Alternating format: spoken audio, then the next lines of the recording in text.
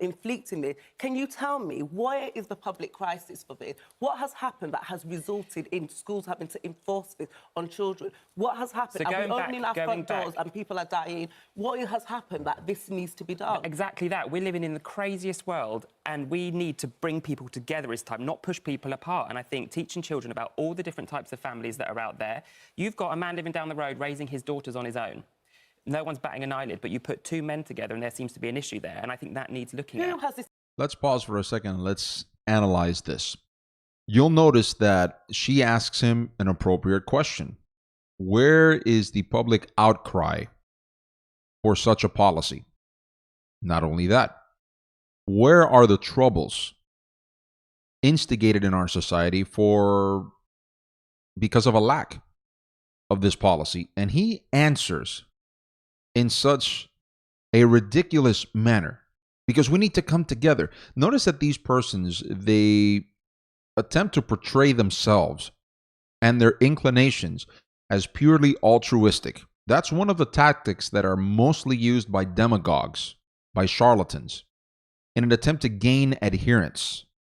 They have to make others believe that their inclinations are purely sound, altruistic, beneficent, what have you. But curiously enough, when one asks the appropriate questions and seeks to find the intentions, the underlying intentions behind the reasons that they are promoting certain ideas, then you begin to find the viciousness, the putrid nature of what it is that they seek to install in society, through society. And then this is further proved by what he asserts now. You'll notice that he makes a false equivalency. What do I mean by that? Allow me to explain. You'll notice that he states that it is ridiculous, he's implicitly stating so, that people will not find it controversial that a single man or a single woman is raising a child or children on their own, but that it is still seen as reprobate, as abnormal, animalistic, deviant behavior that two men were to come together and engage in the activity that they engage in, two women were to come together and engage in the illicit activity that they are engaging in. And furthermore, notice how he implicitly states that it shouldn't be seen as something that is inherently wrong when two of these people are trying to raise a child like two heterosexual persons engaged in matrimony are. Notice the false equivalency. A few responses to this. Firstly, just because as a society we have become desensitized and we no longer are outraged over divorce for illegitimate reasons, allow me to state this, because there are legitimate reasons for divorce. The Bible states so. There are legitimate reasons for divorce. Abuse, adultery, etc. We understand that. But when we're talking about when two individuals have come together in matrimony and they're breaking it off for illegitimate reasons, we are no longer scandalized because of that. That is because the public has generally become desensitized to how damaging that is to the individual, to society at large, and more specifically to the children themselves.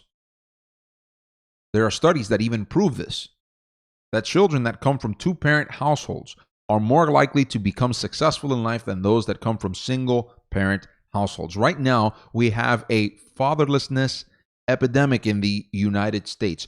40%, according to the latest statistics, 40% of children are being raised in single-parent homes. Not the ideal design by God for humanity. Not at all the ideal design. Now, some would ask, Gio, but are you basically stating that it is somehow sinful that a single parent cannot raise a child correctly? What I'm stating is the following. It is not the ideal. It is not the ideal, and neither should we seek to exalt, glorify single parenting. We shouldn't seek to do that because it isn't God's design. And anyone who is a believer and tries to append the biblical model for this is doing a disservice and being dishonest and trying in some way, shape, or form to make their situation appear as if it should be normal. It should be considered biblical when in fact it isn't. Again, there are legitimate reasons why there are single parents. For example, there are former spouses that were abused, sexually abused. They were the spouses that were left in adultery and they divorced. Or there were persons that were widowed and widowers and they are raising their children on their own. No one should bat an eye on those situations. No one. But all of a sudden, when we come to exalt single motherhood, single fatherhood, because these divorced parents are the result of broken marriages because they did not do things in a correct manner, in a moral manner, that should not be exalted. That shouldn't be exalted. And he is making a false equivalence when he states this because both instances are aberrant. Both instances are not the ideal. They're not part of God's design. Two homosexuals trying to so-called raise a child, or a single father or single mother whom had a fallout, they divorced for reasons that they should not have divorced and now are trying to exalt the single parent household, they're wrong as well. Both should be reasons of consternation to society, and we should not seek to normalize any of them. So it's a false equivalency. A serious one at that. We continue listening and watching. Issue. I don't have this issue. There's definitely still an issue. But who? Where are the figures? Please tell me, where is the public crisis? So you're saying that there isn't the homophobia that this needs to conquer. What would you do if one of your children said they were gay?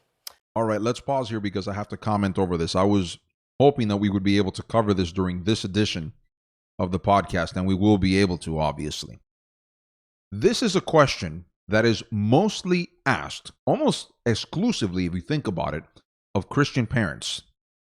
In some instances, they'll ask social conservatives, mostly leftists, or people whom they support homosexuals and they're trying to normalize homosexuality and all other forms of sodomy in society. They will usually ask this question almost exclusively of biblical Christians and of social conservatives.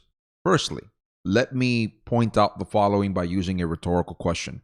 What does this have to do with the subject matter?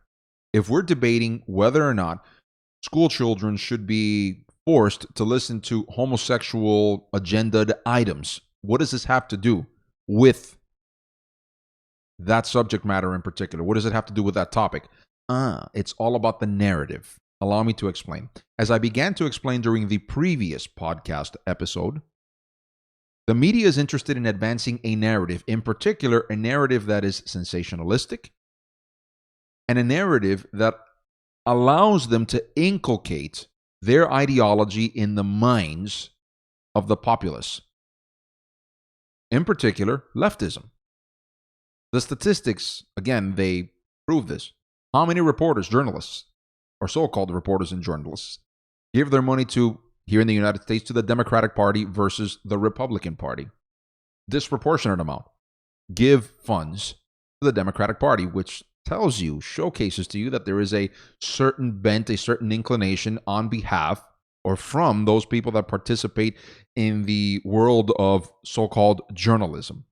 And as I explained last week, look at the farce that has been the collusion story between Trump, his cohorts, his campaign, and Russia to steal the election from Hillary Clinton. It was a farce that was heaped upon the American people and the world, mind you, because of other Western media outlets. They also proposed this.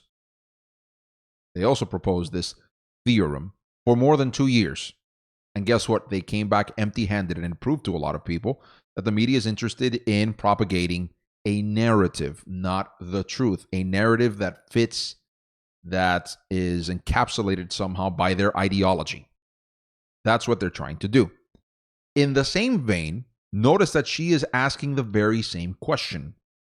The reason behind she asking this presenter, this host asking this question of this young mother is because she wants to try to make the young Christian mother seem inhumane. Gio, how do you arrive at that conclusion? Think upon it. Whenever a parent were to answer that they would discipline their children if they noticed that they had homosexual tendencies or inclinations, or if said parent declares to another person whom asks him or her that question, that they would take them, for example, to a local pastor to see if the pastor could counsel him on how to repress these inclinations, these temptations that he has ceded ground to in his mind, in his heart. That today is seen as illegal, inhumane, immoral, to the point where in many places they have criminalized such activity, in essence infringing on the parental rights to correct their children's illegitimate inclinations. And this is all approved, by the way, by the LGBTers in our society. This from the very same people who say that they just want tolerance. They themselves will not countenance any form of dissent, none whatsoever. They approve of these laws, which inherently violate parental authority over their children. Why? Because they don't want, once again, dissent. They don't want anything or anyone to contradict their narrative, their damaging, their harmful narrative. Further proof of this. But the reason that they ask these questions, notice that this is happening in Good Morning Britain, on a television program, part of the media in Great Britain. The reason she asks this question is because she knows that it all depends. It's very difficult for parents to answer this question in this way. It's more of a rhetorical question when one thinks about it, because in some way, shape, or form, their answers are going to be portrayed, interpreted to others as to mean that they are somehow inhumane when they teach their children that they should go against these so-called natural impulses, genetic impulses, that somehow this is immoral. That's the whole purpose of this. That is why she asks this question of this young Christian mother. I wonder why she didn't ask a similar question to this homosexual individual. What were you to do if your son or daughter, how you would categorize them? I wouldn't categorize them personally as their son or daughter, because they're not. They're not engendered by these people. They have to use other means in order to call them, as it were, their children, which they're not, again. But anyways, I'm simply using a hypothetical here to point out the discrepancies, the contradictions here of those that participate in the media and their advancement of certain narratives. I ask, why didn't she ask the homosexual, what would you say, how would you respond to your child if they were to state to you that they don't want to be homosexuals and they want to be biblical Christians, and that they see your comportment and your partner's comportment as sinful? What would you do? They never ask them that question. Have you noticed that? I wonder why. Why is it that they only ask that question in particular, so as to incline people's, the viewers, the listeners' ears in the following direction? We have to antagonize these people. In other words, the young Christian mother here is a microcosm for these hosts of this show and for this militant homosexual. She is the epitome of hatred, of inhumanity towards homosexuals. And anyone that thinks like her ought to be antagonized, ought to be hated. We should dispense with them in society because they are no longer seeing things the way modern society sees them. That's part of this narrative, folks. And if you don't believe me, you're practically blind. I know some might say that's using an ad hominem to try to prove your point.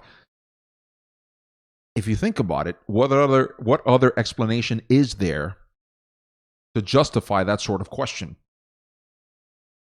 If someone can give me another explanation, which is based on fact and in reality and morality, please, I'd like to hear it. But trust me, there are none. I can guarantee you that. There are none whatsoever. We continue listening and watching. I mean, again, that's to do with my beliefs. So you have to look at this from my perspective, that it's not about being gay. There's two things to this. There's the feelings of being gay, where you say, well, I have an attraction to the same sex. And there's the actual going, having a homosexual lifestyle like yourself. So it's not the same thing. I don't have a homosexual lifestyle. I have a lifestyle. I'm a dad. I have a heterosexual lifestyle. I have a husband. That's a heterosexual lifestyle. I've had a heterosexual lifestyle, from when I can remember. However, I made that decision. I also can make a decision tomorrow if I want to be with the same sex. You can't tell me I can't. It's a preference. Have you it's ever my had choice. the feelings? Now, I'd like to pause here because she makes a good point, but there's something I would also like to rebut. You'll notice that she said slightly earlier, a few seconds ago, that this all has to do with her beliefs. I've already advised Christians that we should no longer use this language of reducing biblical truth, of reducing theology, of reducing God's revelation as my belief. Because if we continue to state that this is all based on only personal beliefs, then the subjectivists of our day and age, atheists, others, agnostics, would state, well, that's your belief, and there's no reason why you should be convincing me of your belief. In other words, it's a mistake that we make when we reduce biblical truth to something that could or could not be adopted by persons, and that it really doesn't, there really is no responsibility, as it were, for adherence to truth. So we have to be careful with that sort of language, because we could, in some way, shape, or form, do a disservice to the gospel of Jesus Christ and biblical truth. In general, if we reduce these things, God's revelation about ourselves, about himself, about sin, etc., to merely my beliefs, we're bringing it down, we're diminishing it to a level. The other thing I'd also like to point out is the following. She does make a distinction, and I've noticed that most Christians tend to make this distinction nowadays, or many Christians make this distinction nowadays, and I don't know if it's an accurate one, but we state that there's a difference between being attracted to the person of the same sex and actually acting upon it. Folks, when you're describing the former, you're describing temptation. You're describing temptation. But when we're talking about attraction, you should not feel attracted in the sense of the word to a person of the same sex, because it's unnatural. At that point, I would dare say the person has succumbed to temptation in some way, shape, or form. We should not feel attraction. And if we are ever tempted in these things, then we should resist that temptation. James couldn't be clearer on this matter. When we're talking about temptation with respect to homosexuality and other sins, but we're using homosexuality because this is the context, this is the subject matter that we are dealing with at the moment. And then she says there's a difference, and this is something I've seen echoed by many Christians nowadays. Then there's a difference between the lifestyle. So you're telling me that ceding to the temptation, as it were, is not wrong, but on the other end, going full, as it were, completely succumbing to temptation, that's wrong. A little leaven leaveneth the whole lump, as it were. It doesn't matter how much you cede to temptation. Ceding to temptation is still sin, no matter how much you cede to it. That has to be kept in mind. These distinctions have to be continued to be observed by us. Otherwise, in these subtle arguments is where we begin to distance ourselves from the biblical teachings on the matter. Now, having said that, she does a fantastic job of cornering this individual when she states, you can't tell me that I can't choose to be a homosexual. I choose to be a heterosexual. You can't tell me I can't choose to be a homosexual. Of course, because if he acknowledges that, then it contradicts what he asserted earlier, that people are born homosexual. Of course, he's not going to assert that, because he inherently knows, and you can notice that he smiles when she states this. Facetiously, of course. But he smiles when she states this because she caught him in a contradiction, and he knows it. So that's kudos to her for pointing that out. Now we continue listening and watching. Wanting to be with the No, I haven't. Okay, so it's not really a decision, is it? No, It's but just you I haven't living on had your those feelings because possibly I've suppressed them. I don't think it's right. So I personally haven't had those feelings because I probably haven't allowed myself to have those But feelings. how sad is that you are? If you'll notice, now the hostess of the show, she tries to in some way, shape, or form, turn over how the young Christian mother cornered the homosexual militant by basically saying, what do you mean you've repressed that? If you've repressed it, it means that you're not really making a choice in the matter. It's not really decision-based. Yes, it is, because she's chosen to repress it. And if she's chosen to repress, as it were, the temptation to not pay attention to it, to not heed it, then she's telling you that it's still based on a choice. So she's still technically correct. Notice how the presenter, in some way, shape, or form, she tries to mangle and manipulate and twist the words so as to make it seem that the homosexual position, the propaganda that they promote, is somehow the reality, when it isn't. Now, this continues because it doesn't end here. Listen to this. You've just said you're suppressing it. It's like I never said I suppressed it. She asked me if I had those feelings, and I said I didn't. And I said I didn't because I don't believe it's right. Yeah. But I'm not saying that, you know, I have suppressed them. Tom, you were saying that you would have loved this as a primary school boy growing up. Absolutely. I'm sure confused about how you were feeling and what you were looking at then. Yeah, but I didn't need to be if we were sort of spoken to at an early age. Do your parents now look back and think it would have been great had you had that? Oh, I'm sure they do. Yeah, they did a great job. However, you know, within school, and it was... Allow me to pause for a second. They did a great job. They did a great job. So in other words, because his parents didn't correct his sinfulness at a young age, he thinks his parents are wonderful people. I'd like to hear from his parents, as the ancient wisdom states, there are two sides to every story. One wonders if, in fact, his parents tried, in many instances, to have him abandon his inclination. And now he's presenting it as they were always supportive. I'm not stating that there aren't parents who support their children's sinfulness. I'm not saying that at all. But again, it'd be interesting to hear their side of the story to see if, in fact, it complies, if somehow it actually accords with what he's saying about his parents. They did a great job. He states that because, in some way, shape, or form, he is the way he is now, and maybe they are supporting him at this point. I don't know, and he finds that to be fantastic.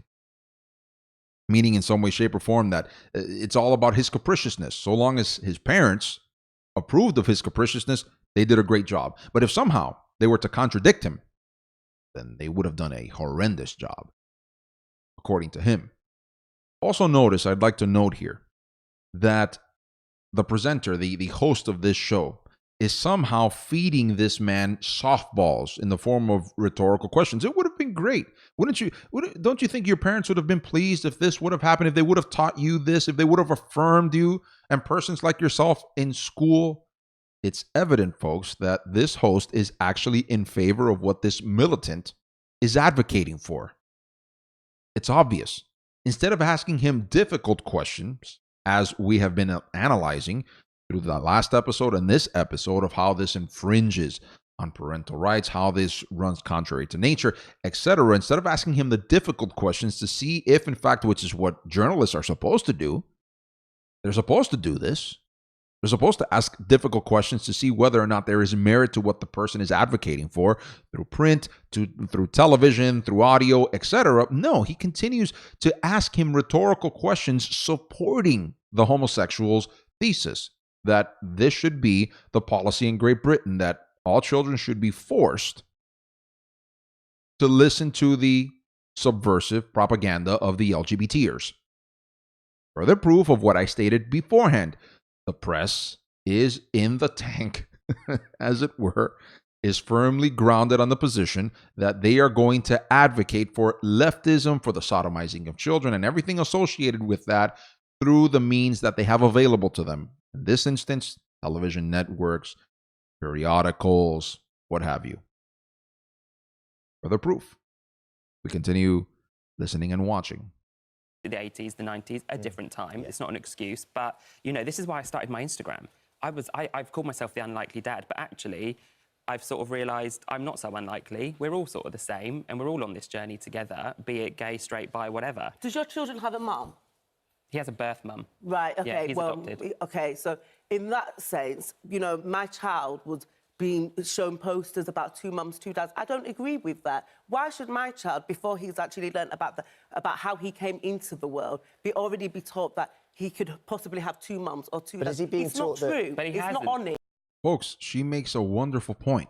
She's alluding to biology to try to make her point. Does your child have a biological mother? Yes.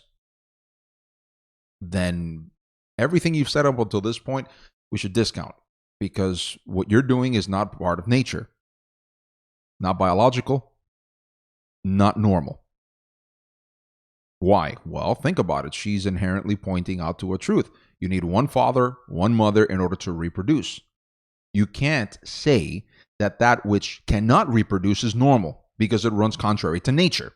Therefore, why are we teaching children that 2 fathers, 2 mothers are normal when even biology teaches us that this is abnormal, what they are promoting? She makes a great point. Great point. We continue listening. It's not honest, because it's the reality of families today. But you're saying today, why are we changing with the wind? If it was okay yesterday, Because times then it should change. be okay Seriously, today. it's unreal. No, to think you that- have changed. Yeah. It's not the times have changed. Your ways of thinking have changed. Mine hasn't. My So way of why thinking's should I never adjust changed. my life No, to you? my way- Why should my child I'm adjust not my asking life you to to adjust your so life. your child should attend those classes. My child doesn't need to. Sure. Yeah. Man, she is sharper than what they are giving her credit for, and what some people in the comment section on this video give her credit for. Now, allow me to say this, because this also is of supreme importance in all of this. When we are to approach certain persons and when we speak to them about these things, understand that in many instances they will launch vicious diatribes, hidden as it were, as cordial filial conversation. But all one has to do is analyze these things deeper. Again, like I said, the underlying current and intentions, the ulterior motives behind why they advance these things. And we understand then that there is a particular reasoning behind what they do, and it's rather subversive. And one, in certain instances, has to be strong in their denunciations. Because I've also noticed that certain Christians have a tendency to say of, for example, persons like this young Christian mother, she was too difficult, she was too tough on this homosexual. When the fact of the matter is that they don't notice the true viciousness of people like this militant homosexual when they try to portray themselves as amicable, lovely, filial persons when they're stating certain things, when they're declaring certain things. It becomes rather evident that what they are supporting is vicious, evil, and once again, subversive. Keep that in mind. We continue listening. Worry slightly, though. I mean, what Tom's saying is that, you know, as he's grown up, he would have really benefited from a class like this. Kate made the suggestion, how would you react if either your son or daughter suddenly decided or realised at a certain age that they might have gay tendencies, or that might be their way of life? That actually the benefit they would have got, because they'd have been able to process those feelings clearly if they'd been in this sort of environment. I'd imagine an environment that's very open and very secure, where they can discuss it, that would have helped guide them through, so then they could discuss it with you, their feelings, that actually there's a benefit to that sort of educational aspect, to be taught that, do you know what, this is what's going on these days, this is very normal, there's nothing wrong with you, that actually this is... What I want to know is... Folks, let me pause here for another second. If you'll notice the way that this host is describing this to her, he's attempting to convince her somehow, and also present to the public their propagandistic side of the argument. And he's still advocating for the following: it is better for the school system, or rather for these people to use the school system to indoctrinate your own children, than having the parents teach the children about homosexuality. Why? We continue to ask why. It'll come forth very quickly. You'll notice it immediately. Because the ad hominems are flying now. In other words, the personal attacks. He's insulted her by stating that she is incapable of teaching her children about homosexuality. In reality, he's implicitly admitting that he doesn't want her, and people like him and others don't want people like her teaching her children, their children, about homosexuality. They're inherently admitting that they do not desire for Christians in particular to teach children that homosexuality is wrong. That's what they're implicitly admitting. Now, of course, it's all presented with this sophistry and demagoguery, and the school system would do a fantastic job. But in essence, if you pay attention to what he's stating, he's in essence saying that people like her should not be teaching their own children about homosexuality because he inherently disagrees with Christian mothers and fathers whom disagree on moral grounds, on ethical grounds with homosexuality, on biblical grounds. That's what he is in essence stating. And again, I hate to sound redundant, to be redundant, but notice how he's part of the press in Great Britain, in the West. He's part of the press. And he is taking the side of the militants. He is showcasing in his sleeve, as it were, what he inclines to and trying to convince his audience that the homosexual militants' position on the matter is better, and that should be the position that the audience should take as well. By somehow presenting this idea, this thesis that parents should not, Christian parents in particular, should not teach their children about homosexuality, but it should be left to the school system to do so. Inherently evil, don't you say? Now, listen to this because the ad hominems continue to fly. I do understand that, but I do understand that, but I think we're missing out the point that... Let me point out the following. I'm going to pause quickly again. Notice what the militant homosexual asked her. What are you scared of? Pause. I'm not scared of anything. Why are you vilifying me? Why are you diminishing what we're talking about, the substance of what we're talking about, by attributing my opposition to this to fear? That is illegitimate and it is immoral. When you mischaracterize, intentionally so, my position on the matter. This is what he is doing. And others do the same thing. I have spoken, I have debated other people on this matter, and they continue to use that same line, the same rhetorical questioning. What are you scared of? I'm not scared of anything. Why are you vilifying me?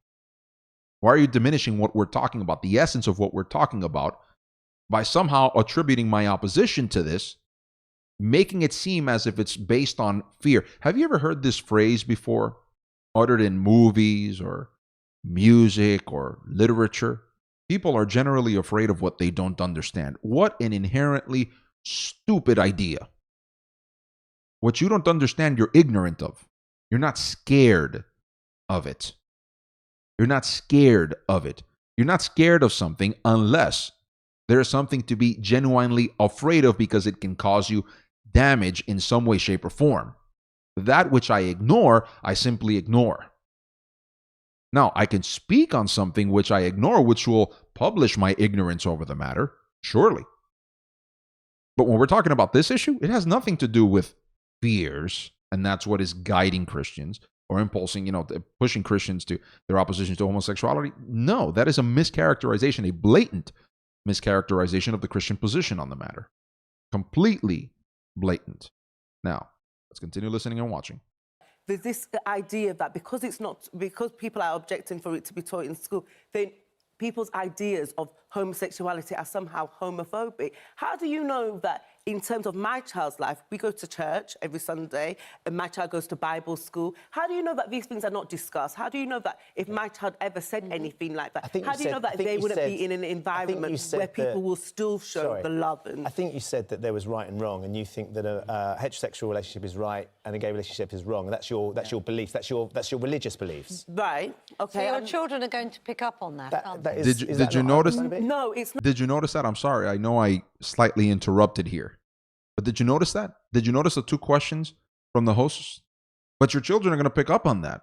A rhetoricism by the host. But isn't that homophobic, he says?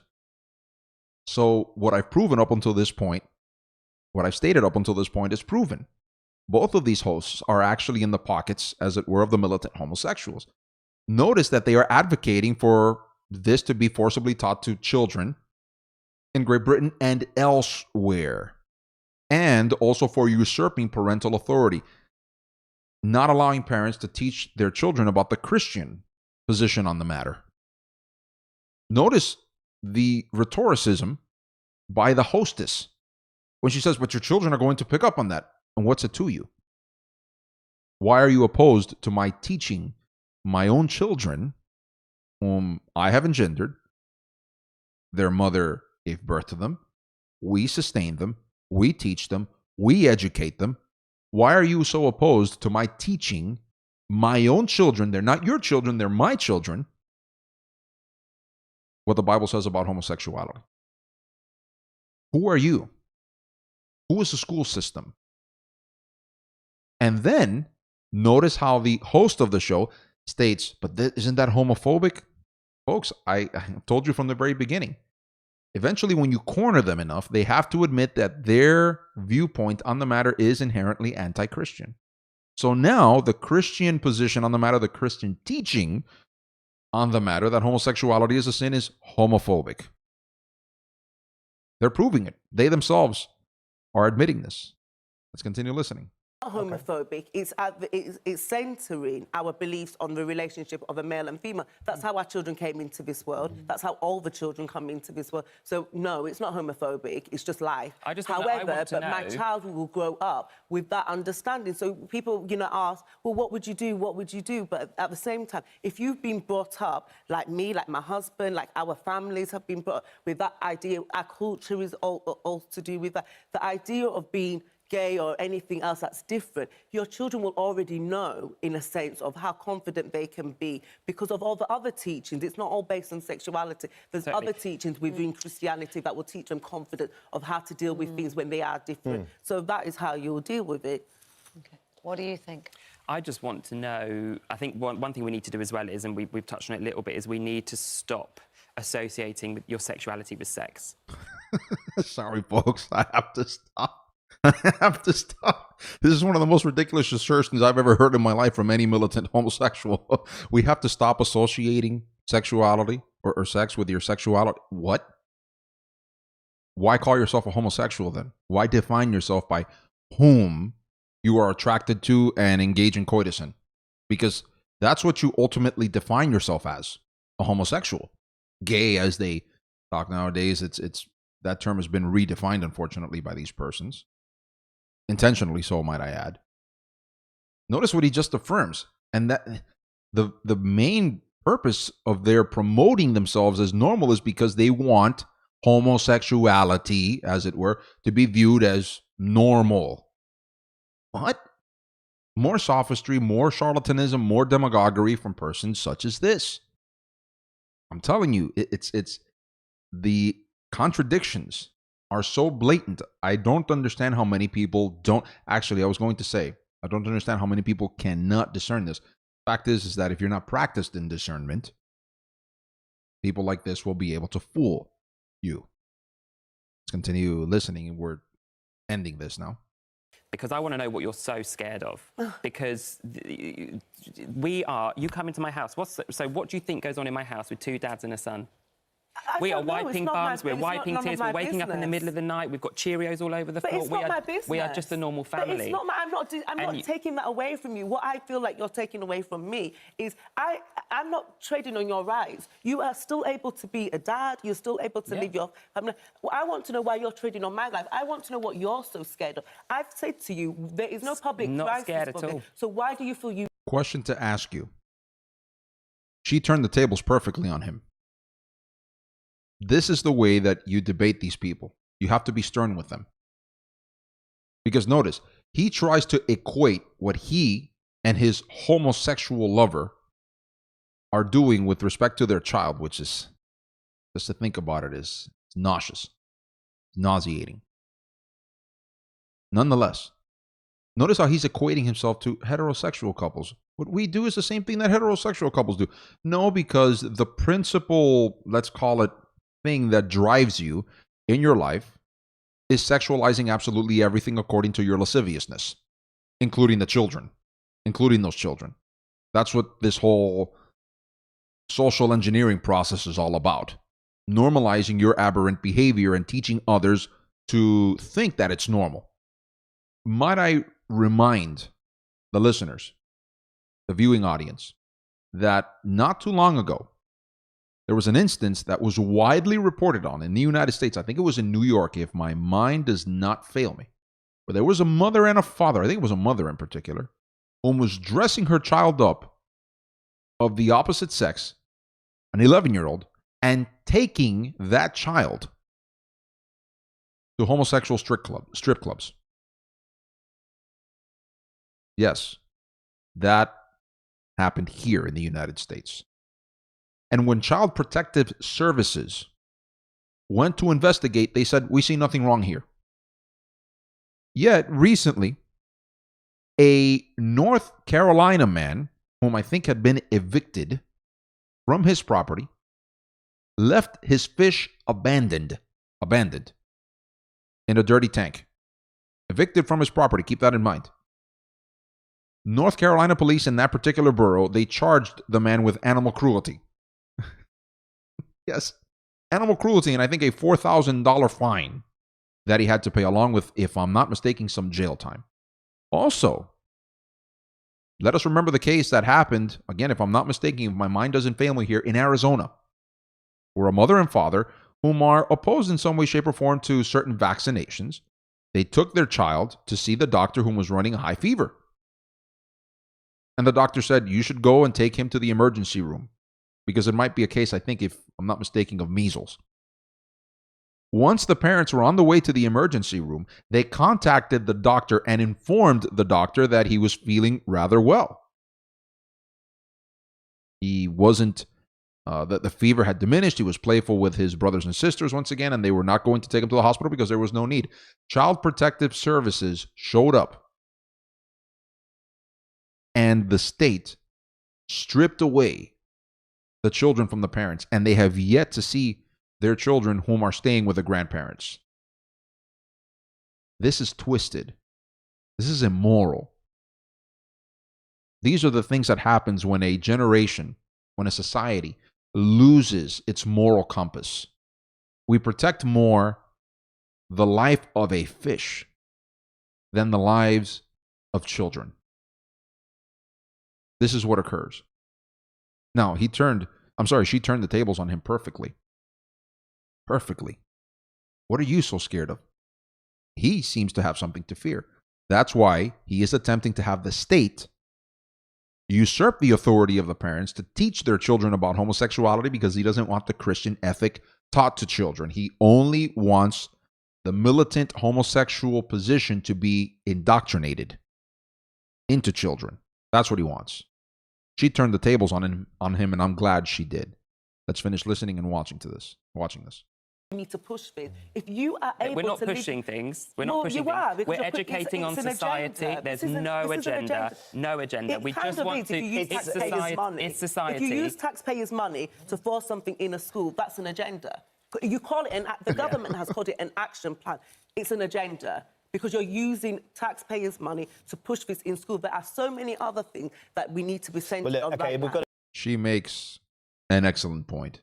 And no matter how much he tries to continue to assert that it isn't an agenda, and they're not forcing this upon anyone, we've already proven that all the opposite is true, especially when you consider all of the forces that are attempting to peddle this forcibly, once again, might I add, into the public domain. Now, listen to this. We've got a statement from the Department of Education. We want pupils to know that there are many types of people and relationships, and we expect schools to teach tolerance and respect for others. It's important, however, for parents to feel sufficiently consulted when necessary. And I think that it's important. Did you notice what the Department of Education in Great Britain stated? It's important for us. It's important to have the parents. Let's listen to that once again, because I want to make sure that I get the quote correct. It's important, however, for parents to feel sufficiently consulted when necessary. It's important to have the parents feel that they are sufficiently consulted when necessary. Again, let's listen to it once again, because I want to make sure I'm accurate in the quote. It's important, however, for parents to feel sufficiently consulted when necessary. And I think when necessary. When necessary? What sort of legal jargon is that? What sort of out has the government left itself, where now they are the ones arbitrarily deciding when the parents should find out about these things? So the state is in cahoots with these people. Folks, I think we've delved into this subject matter enough to prove a few things. There is a subversive agenda by the sodomites and those that support them. Number two, it is imperative for us to analyze, examine what that agenda is, how it runs contrary to morality, to biblical ethics, etc., and to showcase to others by debating these people sternly, if necessary, showcasing to them during these debates how wrong, how immoral, how subjective, how subversive, how perverse it is what they desire to implement in society. That's the only way that persons whom generally don't take the time to discern and ignore the truth of these matters, because charlatans like these, demagogues like these, ensure themselves of omitting important information which should incline people towards the truth when they don't present these things. We need to point out the things that these people are omitting, but when we become silent because we're afraid of being called names, in many instances, we cower. We allow these degenerates to continue normalizing that which is a danger to themselves and a danger to others in whom they come in contact with, because make no mistake, as we've just signaled, as we've just pointed out, their ultimate intention is to contaminate everyone possible, anyone, the greatest amount of people possible with this subversive agenda.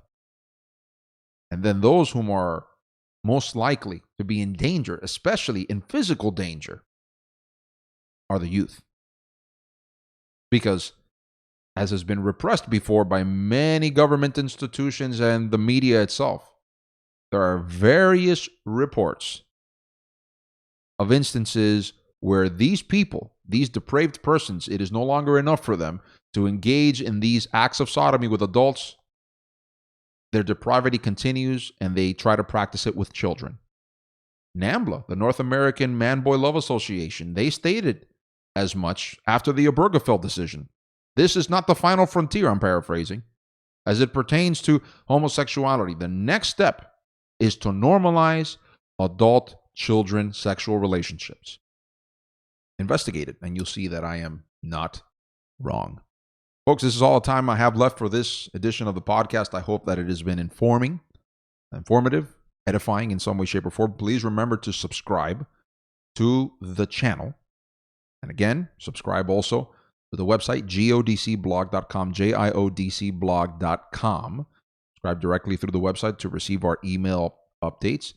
And also, we will post the audio files of this podcast episode on iTunes, SoundCloud, and once again, through our website. Please let other people know as well of the Absolute Truth, Absolute podcast, about this ministry. If you have been informed and edified in any way, shape, or form, please help us to get the word out by letting others know about this ministry.